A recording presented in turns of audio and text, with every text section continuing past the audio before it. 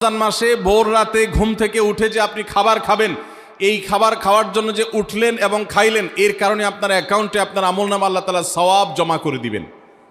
আপনি রিওয়ার্ড পাবেন, বিনিময় পাবেন। কেন? কারণ নবী করিম সাল্লাল্লাহু আলাইহি সাল্লাম বলেছেন, তাসাহহারু ফাইন্না ফিস সাহুরি বারাকাহ।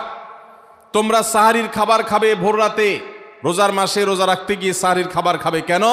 কারণ সাহারির যে খানা, এই খানাতে আল্লাহ তাআলা বরকত রেখেছেন। এই খানা খাইলে তার জন্য আমাদের স্পিরিচুয়াল, আধ্যাত্মিক বিভিন্ন রকমের উপকারিতা আল্লাহ তাআলা এর মধ্যে নিহিত রেখেছেন। এর মধ্যে খাদ্য শক্তি আছে, আমাদের এনার্জি হবে শরীরে, রোজা রাখতে সহজ হবে।